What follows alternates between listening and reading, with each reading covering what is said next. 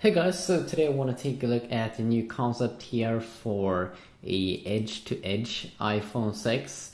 So of course now we have the new iPhones for this year, iPhone 5s and the iPhone 5C, but they didn't bring a bigger display. But as you can see here on this concept, it will bring, or on this concept, it has a bigger display, and we've also been seeing some articles about this that next year it seems that Apple will make a bigger display, and I wouldn't be surprised if they do, because they seem to be doing that every 2 years or so, bumping up the display maybe to 4.5 inch, 4.3 inch display, 4.8 inch even. That would be kind of nice.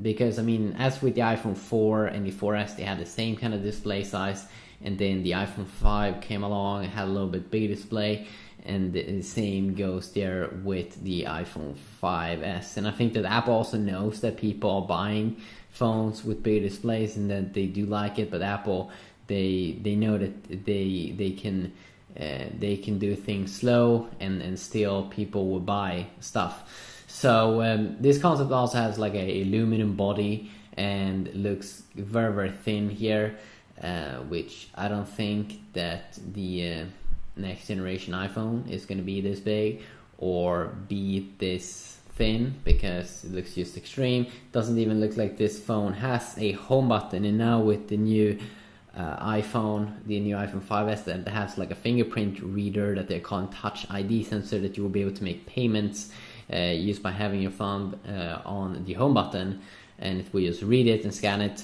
I definitely do believe it will still, I mean, Apple will continue to use like the home button, because why would they only have Touch ID sensor in one of their iPhones and then just stop having it? I definitely also do believe that payments, that more people will do payments, because it just will be easier.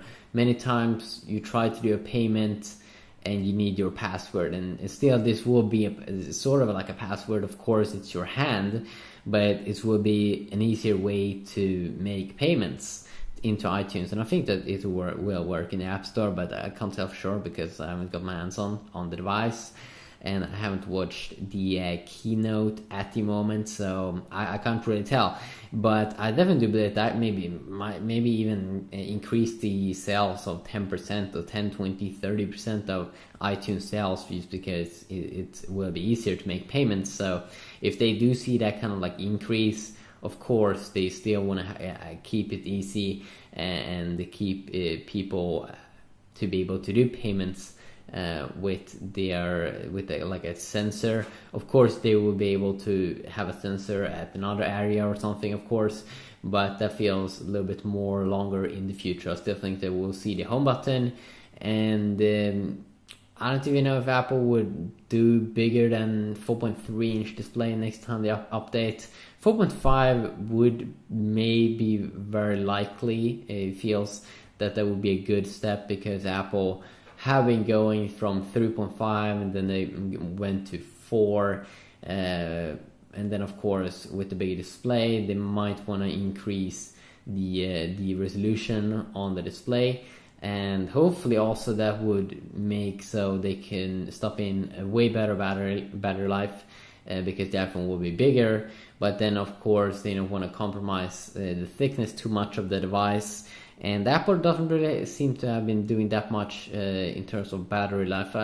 This is something that I definitely want to see more in the future, because they try to do smaller batteries, so you will get a nicer experience, but a longer battery life.